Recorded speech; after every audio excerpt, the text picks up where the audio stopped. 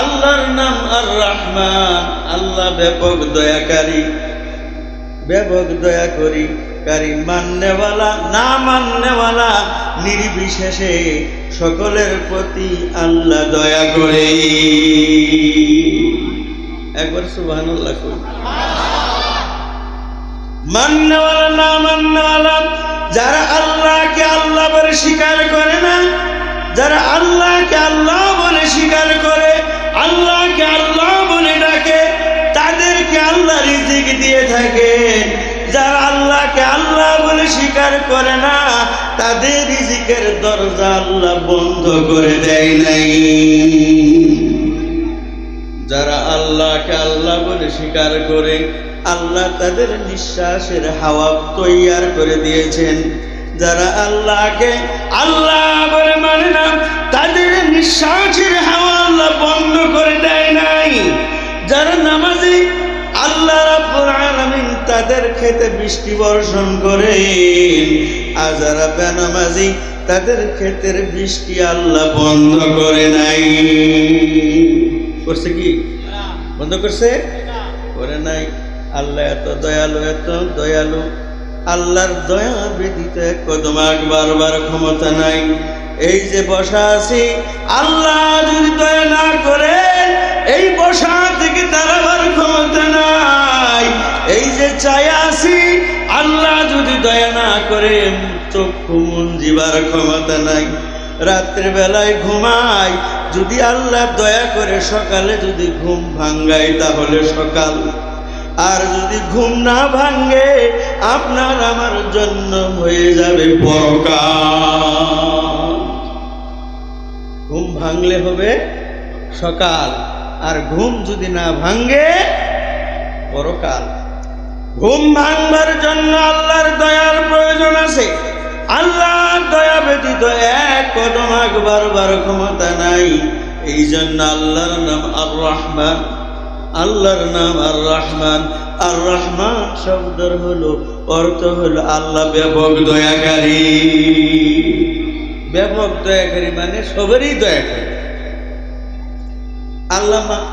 আল্লাহ এই কথা দিয়ে খেয়াল রাখে না, বলে ইসলামওয়ালা, ই মুমিন, ই কাফির, ই মুশরিক, ই বেদিন, ই জৈন, এই বৌদ্ধ, কিছু দেখে না। আল্লাহ সবের প্রতি আল্লাহর দয়া একে সমান আল্লাহর চালু রেখে দিয়েছেন, জারি করে দিয়েছেন।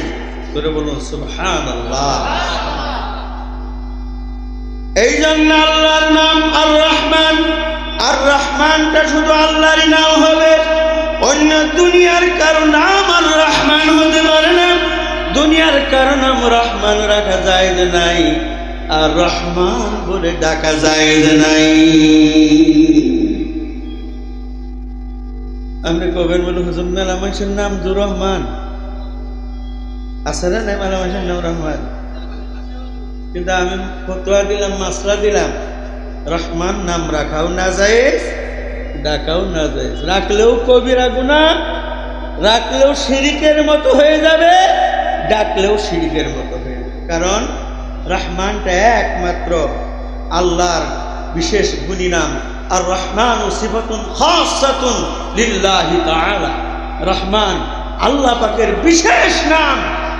এই নামের দুনিয়ার কারো নাম হতে পারে না। আবার শ্রেষ্ঠ নাম হলো আব্দুল্লাহ, এরপর আব্দুর রহমান। আফজলুল ইসমে আব্দুল্লাহ ও আব্দুর রহমান ও আব্দুর রহিম। সর্বশ্রেষ্ঠ নাম আব্দুল্লাহ, আব্দুর রহমান, আব্দুর রহিম।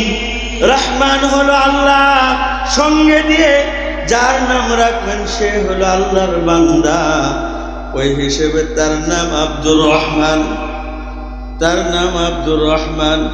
আব্দুর রহমান নাম রাখাটা ভালো, রাখার শ্রেষ্ঠ নাম রাখলেন। আব্দুর রহমান বলে ডাকলেন, শ্রেষ্ঠ নাম ডাকলেন। কিন্তু শুধু যদি রহমান ডাকেন, রহমান রাখেন, তাও গুনাহগার। আর শুধু রহমান বলে যদি ডাকেন, তাও গুনাহগার। তো টাইমের কথা পেলাম না, কয়টাতে আমার শেষ? হ্যাঁ, 10টা শেষ। তাহলে তো শেষ হবেন আর আধা ঘন্টা আছে। আমার ভাইয়েরা, আমরা এখন মেলা মানুষের নাম ডাহি রহমান, রহমান ডাহি না নাই, রহমানও না, আরো রহমানের জন্য আরো নিচের নিম্নমুখী করে ডাহি। জামালপুরের শস্য বাড়ির দেন মানুষ র কয় না, হ্যাঁ অহমান, অহমান করে ডাহি, বুঝলেন? বলে ওহিম, ও তার যাইয়া এলো উঠলো, ওহিম ও তার যায় এলো উঠতে অঙ্গিয়া দিয়া আইতো আসে, আইয়া দেহে ভাত আনবে নাই, সবটির মধ্যে র আছে, আছে না? একটা র নাই। অহমান, অহমান অহমান করে, এটা আরো গুণা, আরো পাপ। এত সুন্দর একটা আল্লাহর নাম আর রহমান, এটা অহমান অহমান করে ডাকে। আবার ময়মনসিংহে যারা মানুষ নগাঁয়ে মানুষ, এরা রটা ঠিকই আছে কিন্তু পরের দিকে একেবারে শর্ট করছে, রম হান্না, রম হান্না, রম হান্না। শুনছেন কোনদিন রম হান্না? আমার ভাইয়ের, আমার বন্ধুরা, আর রহমান এই নামে আল্লাহ রাব্বুল আলামিন কুরআনে কারীমের মধ্যে একটি সূরা নাজিল করেছেন। এই সূরাটির নাম হলো আর রহমান। আসলে নাই আর রহমান সূরাটি কুরআনে কারীমের জওয়ার, কুরআনে কারীমের সৌন্দর্য, কুরআনে কারীমের গহনা। এই রহমান সূরার দ্বারাই আল্লাহ রাব্বুল আলামিন কুরআনে কারীমকে সৌন্দর্য করেছেন। এই সূরার মানে সূরার শুরুতে আল্লাহ রাব্বুল আলামিন বলেছেন, আর রহমানু আল্লামাল কুরআন খালাকাল ইনসান। আল্লাহ রাব্বুল আলামিন বলেছেন, আল্লাহ ব্যাপক দয়ালু, আল্লাহ কোরআনের শিক্ষা দিয়েছেন। এরপরে আল্লাহ রাব্বুল আলামিন ইনসানকে তৈয়ার করেছে। আল্লাহ ব্যাপক দয়ালু, আল্লাহ কোরআনের শিক্ষা দিয়েছেন, এরপরে আল্লাহ মানুষ বানাইছেন। আমার ভাইরা, আয়াতের অর্থের মধ্যে কিছু উল্টা পাল্টা মনে হয়, কারণ আল্লাহ বললেন আমি কোরআন শরীফ শিখাইছি, এরপরে মানুষ বানাইছি। কথাটা আমি বিবেকে যদি নেই একটু উল্টা পাল্টা মনে হবে, কারণ আল্লাহ আগে কোরআনের শিক্ষা দিল, পরে মানুষ বানাইলো। তাহলে আগে কোরআনের শিক্ষা আল্লাহ কাকে দিয়েছে? প্রশ্ন জাগে না, না জাগে? আল্লাহ তো কইতেছে আমি কোরআন শরীফ শিক্ষা দিলাম, পরে মানুষ বানাইল। এখন আল্লাহর প্রশ্ন বলে, আল্লাহ তুমি মানুষ বানানোর আগে কোরআন শরীফের শিক্ষা দিলে, কারে দিলে? প্রশ্ন হয় কিনা? জবাব দিয়েছে মুফাসসিরিনে কেরাম, বলেছেন এই দুনিয়ার মানুষ জেনে রাখো, মানুষ মানুষের মতো হাত পাও, নাক কান চক্ষু ব্রেন মাথা আর সুরত সিরত থাকলেই সেই মানুষটা কোনোদিন মানুষ হতে পারে না। যতক্ষণ পর্যন্ত মানুষের মধ্যে আল্লাহর কালাম কোরআনে কারীমের শিক্ষা না নেবে, ততক্ষণ পর্যন্ত সে মানুষই হতে পারে না। এই জন্য আল্লাহ বলেছেন আমি আগে কোরআনের শিক্ষা দিয়েছি। যে মানুষগুলো কোরআনে কারীমের শিক্ষা গ্রহণ করেছে, শিক্ষা নিয়েছে, কোরআন শরীফের অর্থ বুঝেছে, কোরআন শরীফের তেলাওয়াত শিখছে, কোরআন শরীফের অর্থ বুঝছে, কোরআন শরীফের অর্থ মতে জিন্দেগি অতিবাহিত করেছে, সেই ব্যক্তি মানুষ হতে পারছে। আর যে ব্যক্তি শুধু মানুষের সুরত চেহারা, মানুষের মতো মাথা, মানুষের মতো মুখ, মানুষের মতো চোখ, মানুষের মতো নাক, মানুষের মতো হাত, মানুষের মতো পাও আর মানুষের মতো কথা কয়, কিন্তু তার মধ্যে কোরআনের শিক্ষা নাই। আল্লাহ বলেন সে ব্যক্তি মানুষ হতে পারে নাই, সে ব্যক্তি মানুষ হয় নাই। সে মুসলমান তো দূরের কথা, ঈমানওয়ালা তো দূরের কথা।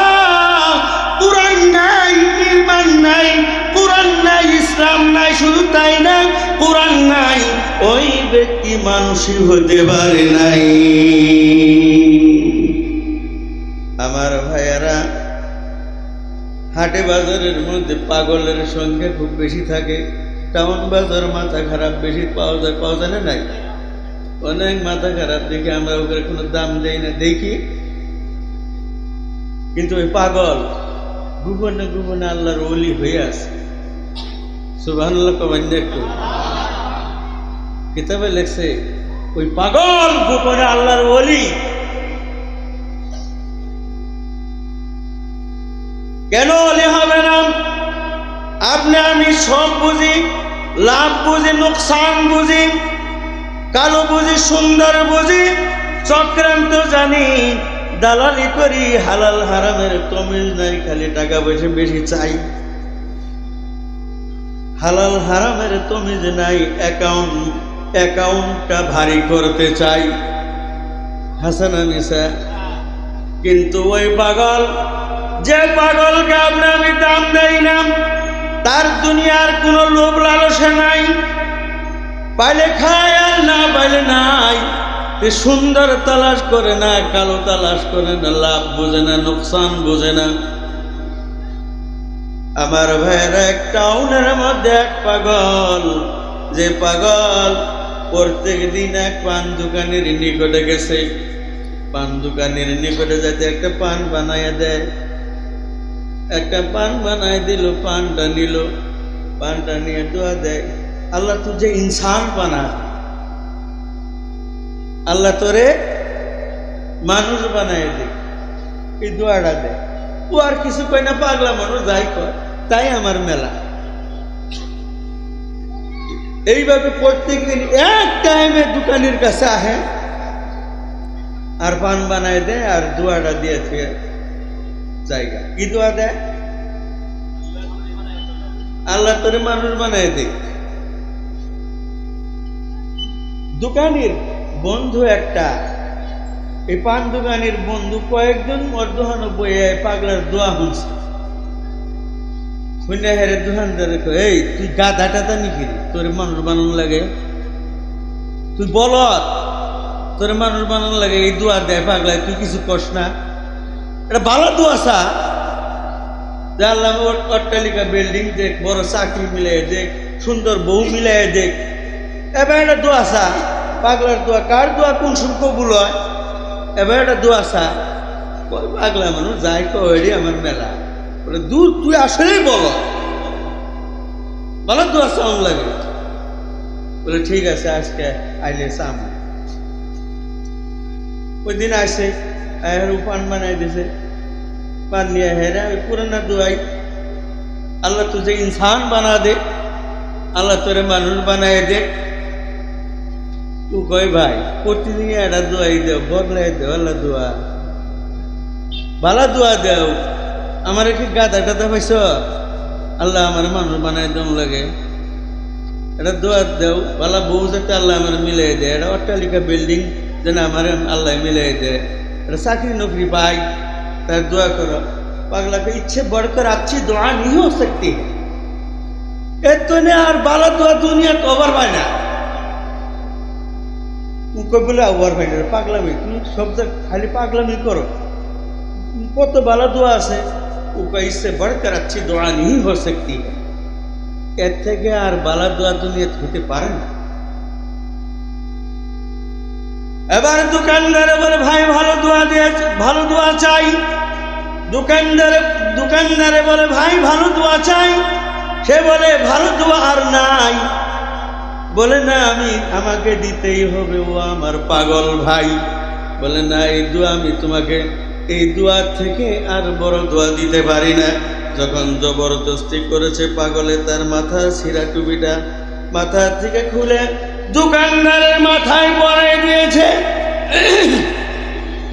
দোকানদারের মাথায় যখন এই টুপি পরাই দিয়েছে, দোকানদারের নজর খুলে গেছে। দোকানদারের টাউনের দিকে লক্ষ্য করে, টাউনের মধ্যে পাগল ছাড়ার কোনো মানুষ নাই গো। এই টাউনের মধ্যে কারো চেহারা বাঘের চেহারা, কারো সিংহের চেহারা, কারো গাধার চেহারা, কারো শুয়োরের চেহারা, কারো কুকুরের চেহারা, কারো হালের বলদের চেহারা। মাত্র ওই পাগলটাকেই তামাম টাউনের মধ্যে মানুষ দেখা যায়।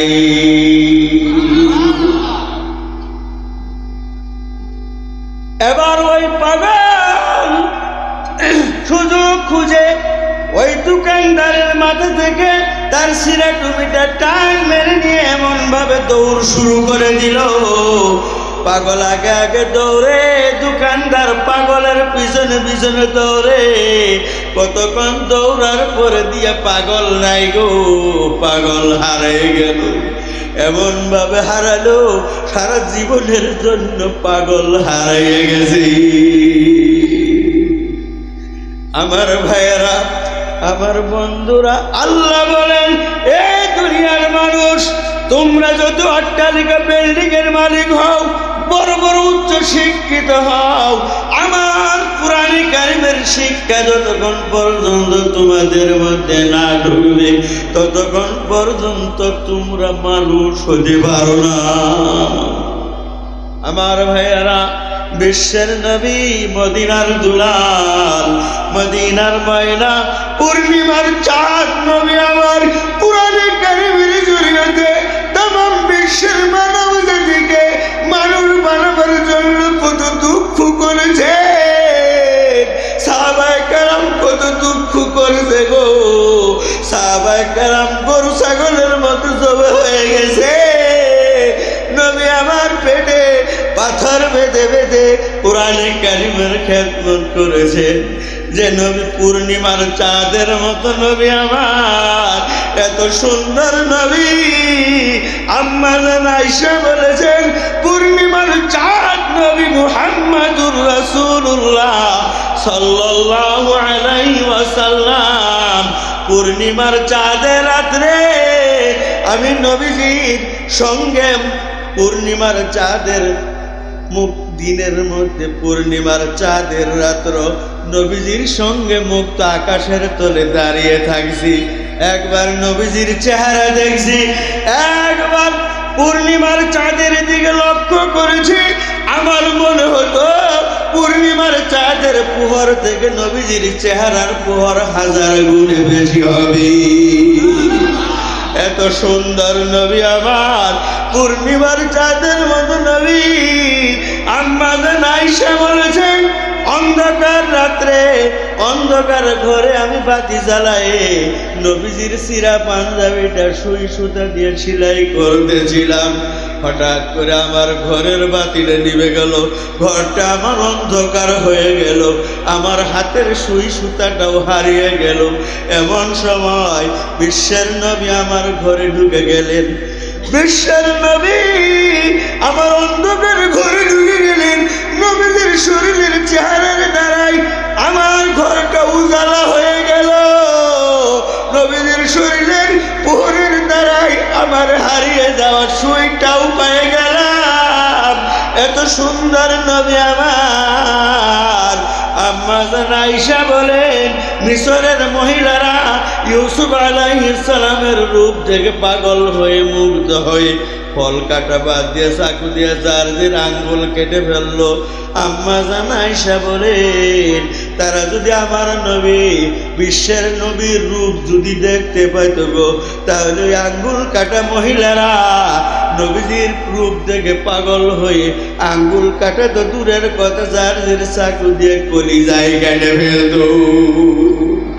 এত সুন্দর নবী, পূর্ণিমার চাঁদের মতো নবী। ওই নবীর এত সুন্দর চরিত্র আল্লাহ রাব্বুল আলামিন কুরআনে কারীমের মধ্যে নবীজির সৎ চরিত্রের প্রশংসা আল্লাহ করেছেন। আল্লাহ বলেছেন, ইন্নাকা লাআলা খুলুকিন আযীম। ওগো নবী, তামাম বিশ্বের মধ্যে সর্বোচ্চ মান চরিত্রের অধিকারী আপনি নবী। এত সুন্দর চরিত্র আর এত সুন্দর চেহারা হওয়ার কারণে আরবের মানুষেরা নবীকে নাম ধরে ডাকতে সাহস করে নাই। দয়ার নবীকে আমিন আর সাদিক বলে সম্বোধন করেছে গো। নবীকে এত এত মহব্বত করেছেন, কিন্তু যেদিন থেকে আল্লাহ রাব্বুল আলামিন কোরআনে কারীম নবীর উপর নাযিল করে দিলেন, আর আল্লাহ বললেন ওয়ানজির আশিরাতাকাল আকরাবিন। আল্লাহ রাব্বুল আলামিন বললেন, ওগো নবী, আপনার আত্মীয় ওয়ারিস, আপনি নিজস্ব মানুষদের নিকটে কোরআনের আওয়াজ পৌঁছায় দিন, হিদায়াতের দাওয়াত দিয়ে দেন। যেদিন থেকে বিশ্বের নবী এই কোরআনে কারিমের আওয়াজ দিয়ে বের হয়ে গেলেন, তামাম আরবের মানুষ নবীদের দুশমন হয়ে গেল গো। নবীকে পাথর মারলো, নবীর রাস্তায় কাটা গাড়লো, নবীর উপরে ময়লা ধুলাবালু দিল, নবীকে বন্দি করে রাখলো, নবীর অনুসারীদেরকে 3 বছর পর্যন্ত বন্দি করে রাখছে। দুধের বাচ্চার দুধ নাই, মায়ের স্তনের মধ্যে দুধ ছিল না, এত অত্যাচার করা হয়েছে। ওই নবী যে রাস্তা দিয়ে যেতেন, কাফির বেঈমানের পরিবারেরা পর্যন্ত বিশ্বের নবী উপরে ধুলাবালু এবং ঘর সুরা আবর্জনাগুলো জমা করে রাখছে, বিশ্বের নবীর মাথার উপরে ছেড়ে দিয়েছে। বিশ্বের নবী রাস্তা দিয়ে যেতেছেন, পূর্ণিমার চাঁদের মতো চেহারা।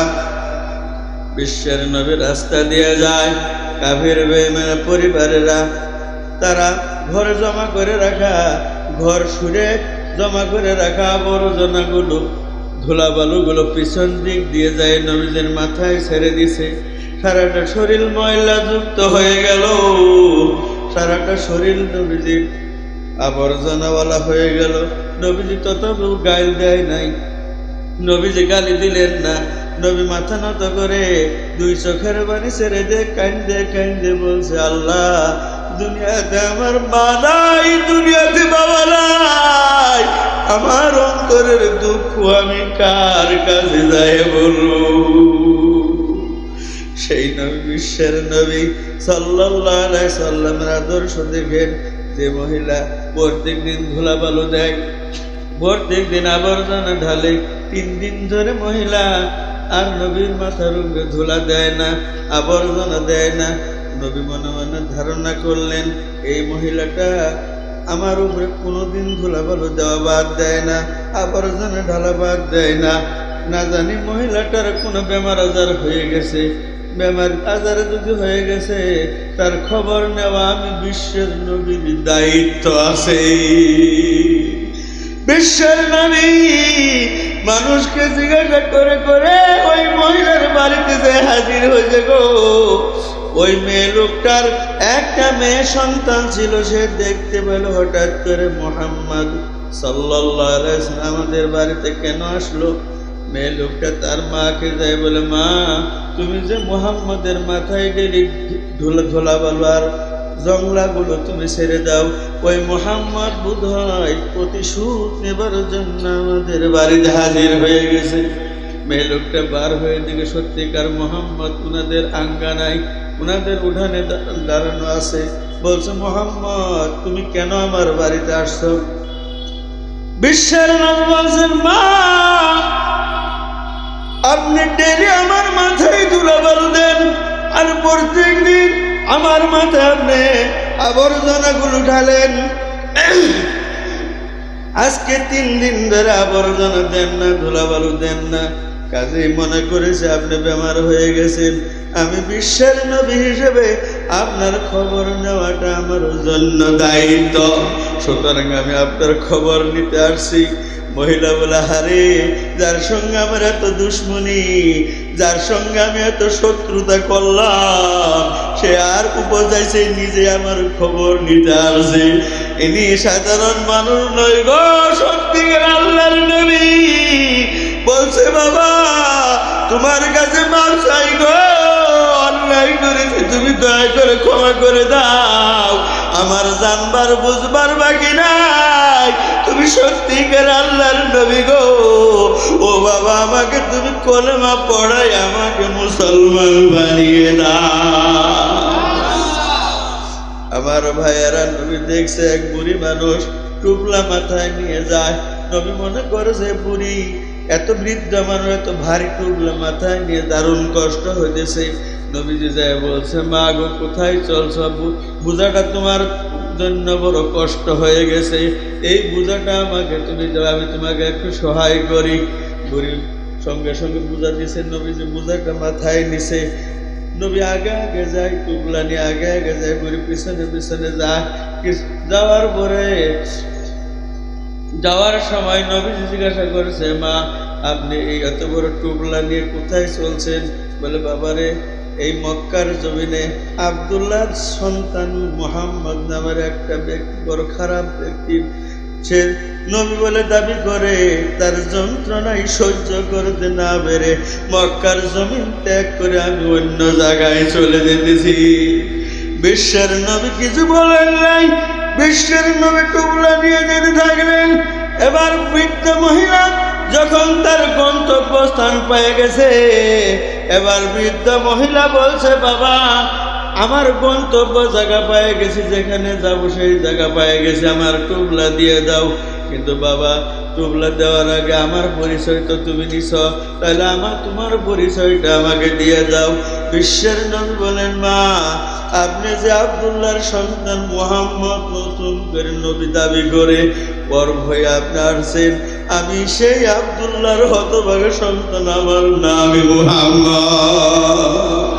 বুড়ি বলছে, আরে আরে আমি যা শুনছি তা নই গো, সত্যিকার তুমি আব্দুল্লাহর সন্তান মুহাম্মদের মতো শ্রেষ্ঠ মানুষ আর আকাশের তলে জমিনের উপরে হয় না। ও বাবা, আমি তোমার বিরুদ্ধে আমি খারাপ মন্তব্য করছি গো, ও বাবা আমাকে মাফ করে দাও। বাবা আমি আগে জানলে আমি জায়গা ত্যাগ করতাম না, আমি মুহাম্মদের নিকটেই থাকতাম। আমার বুঝবার বাকি নাই, তুমি সত্যিকার আল্লাহর নবী। ও বাবা আমাকে মাফ করে দাও, আমাকে কলেমা পড়াই বাবা মুসলমান বানিয়ে দাও। আমার ভাইয়েরা, আমার বন্ধুরা, সেই নবী বিশ্বের নবী। সময় শেষ না?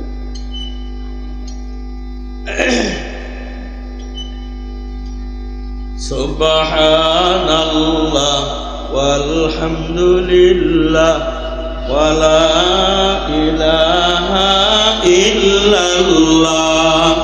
সুবহানাল্লাহ ওয়ালহামদুলিল্লাহ ওয়ালা ইলাহা ইল্লাল্লাহ।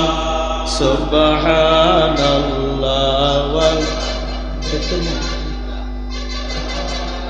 ইলাহা ইল্লাল্লাহ।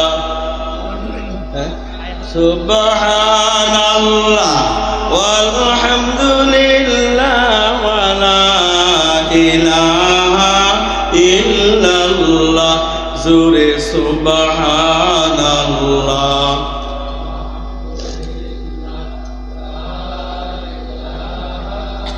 ইল্লাল্লাহ। সুবহানাল্লাহ।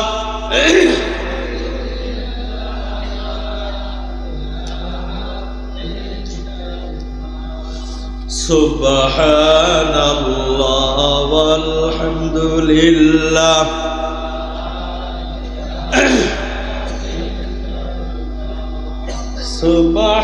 সুবহানাল্লাহ ওয়ালহামদুলিল্লাহ ওয়ালা ইলাহা ইল্লাল্লাহ আল্লাহু আকবার। আমার ভাইয়েরা, সেই কোরআনে কারীম, যে কোরআনে কারীমের জন্য বিশ্বের নবী দুঃখ করলেন, সাহাবায়ে কেরাম দুঃখ করলেন, কষ্ট করলেন, এই কোরআনে কারীম আমাদের কাছে এখনো মওজুদ আছে। কোরআন শরীফের মধ্যে আল্লাহ যেভাবে কোরআনে কারিমকে আজকে থেকে 1450 বছর আগে আল্লাহ কোরআনে কারিমকে নাজিল করেছেন, যেভাবে নাজিল করেছেন আল্লাহ ওইভাবে কোরআনে কারিমকে হেফাজত করে রাখছে। কোরআনে কারিমের কোনো পরিবর্তন হয় নাই। কোরআনে কারিম হিদায়াতের সর্বশেষ কিতাব।